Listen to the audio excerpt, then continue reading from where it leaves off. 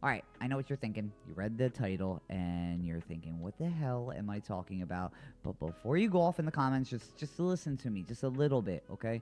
Let me explain. So, I think biting is okay in practice, right? And let me explain a little bit deeper into that.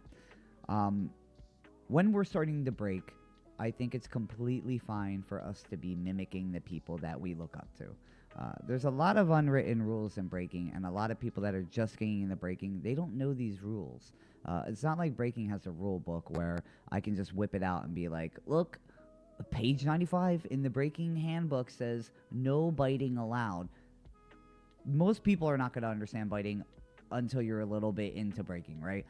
I can say, hey, we don't do other people's moves, but then why am I learning a flare? Why am I learning footwork text? Like why am I learning this? But you told me I can't learn move. Like, well, I don't get what's going on. So until you get a little bit better of understanding of what biting is, they're not going to know. So just take a break, just take a breather before you start going off on people. Just understand that new people are not going to really have an understanding of this. Now, let me get into biting and why it's okay to do in practice. When we're beginning, we're mimicking dancers, right? I mean, I am a pure example of this. Most people, probably all dancers, are examples of this, where we are, when we're getting into breaking, we want to mimic, right? And personally, for me, I usually get asked, "Hey, how did you create your style? Where'd you come up with these moves?" Just being honest, I'm just a hybrid of people that I liked when I was growing up, that I took a lot of inspiration from. Maybe I did some of their moves in practice, right? But where this becomes an issue is when we start doing it in competitions, in ciphers, places where we're showing our art and we're showing judges and the world, like, this is what I created, right? That's part of breaking. Like, we are here to create, right? But I also think, this is how the cycle of breaking and creativity kind of just works, right? We take inspiration from before us. We make a hybrid of something, right? Of everything that we like. We create our own style from that. And then the next generation will look at our style and other people's styles and make a hybrid from that. It's just a circle of breaking in the creative process. And I think it's okay for people to mimic other dancers when first starting, right? So, with that being said, biting, okay in practice, completely fine. So if you're new here and you're afraid of even like trying to do stuff that other people are doing, I'm telling you it's okay. It's okay to do it in practice. Okay, let me repeat that. It's okay to do in practice. Do not do other people's moves in competitions, in the ciphers, at jams, at other people's practices where you are showing off, any place where you are showing off, hey, this is what I created. Check how dope I am. Check out how cool my ideas are. Bad idea to do other people's moves with that. When I was starting in the 90s, I think it was a little bit different for biting compared to where it is today as well. When I was starting out, a lot of people were doing signatures, right? And they would go out, they do a little bit of stuff, and then they bust out a signature, right? A very like straight to the point signature, 1, 2, maybe 1, 2, 3 signature, and then they're out, right? There wasn't a lot of fluff in there. It was just straight to the point. But people were really known by their signatures, right? It wasn't really completely style-wise, as in like the way that somebody moved was complete. Like everybody had their own style, but at the same time, everybody also had their own signatures. So when somebody else was doing somebody else's signature, you called them out on it, right? And we were rough about it. Like people were very like tight. People were very like, we were really protective of everything that we created. And I think today it's a little bit different. I'm not saying nobody's protective off of what they create. I think everybody's very protective off of any art that they create. But I think it gets away with a little bit more today, right? And I think partly has to do with the judges not really understanding that. At the same time, I can't really blame judges for, maybe they don't know certain things, right? Another thing that I like to talk about with breaking and biting is social media is something that just happened, I can't say recently, but back in like, the mid 2000s, right? When I started in 99, I saw a lot of stuff. I saw a lot of people. I've seen a lot of things, a lot of moves being done in breaking. There's a lot of people that when I started, they stopped dancing in about 2003, maybe 2002. There's no footage of them, right? So my mind, I have a lot more than what people are seeing on the internet today, right? Like if you create some, say you started dancing in, let's say 2012, right?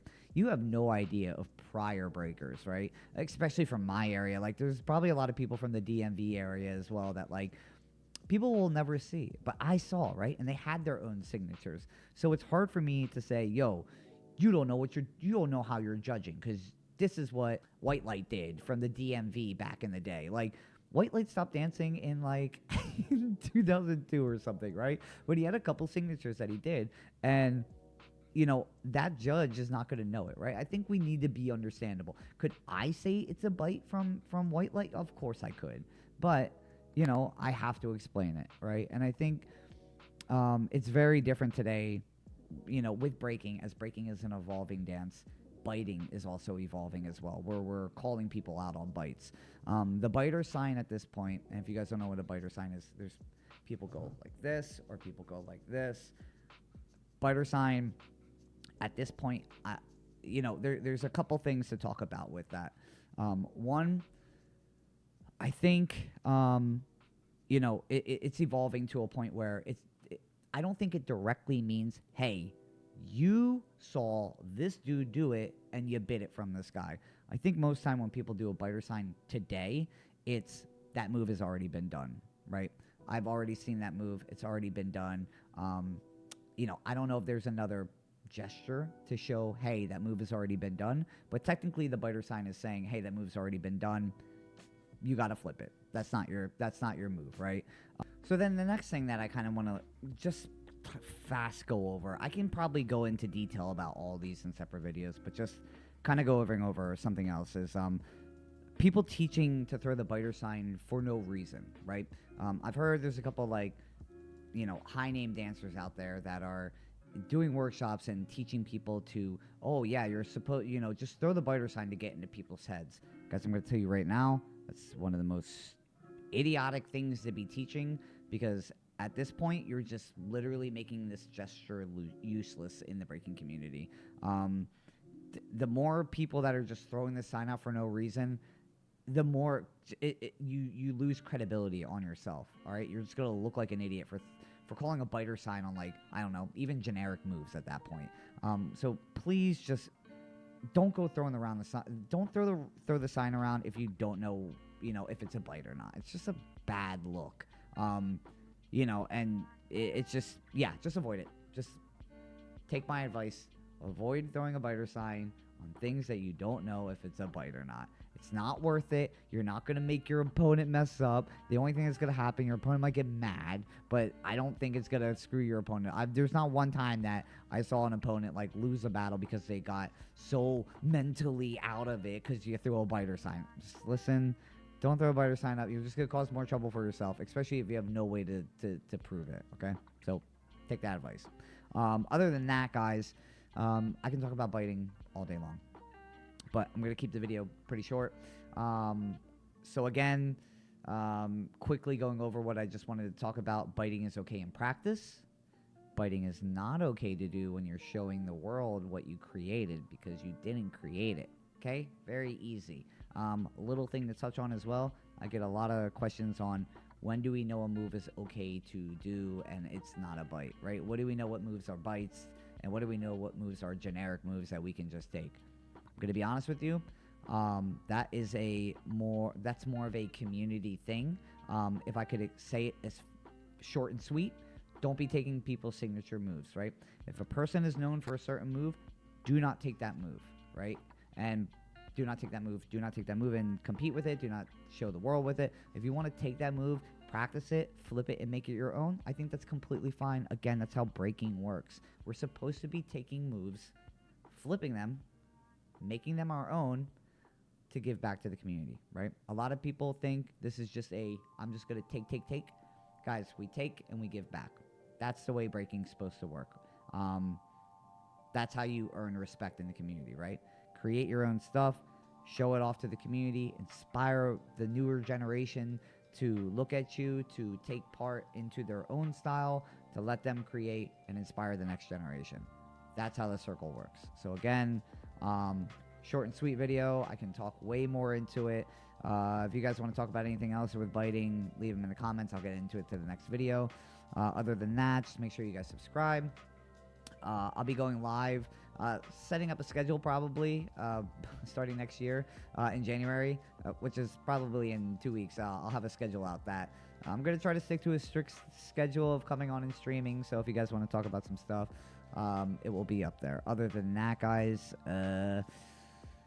I'll see you tomorrow because I'll be on tomorrow. So, or I guess it depends on when you're watching this video. Either way, tomorrow's Sunday. So I'm trying to make Sundays my stream day. So see you on Sunday.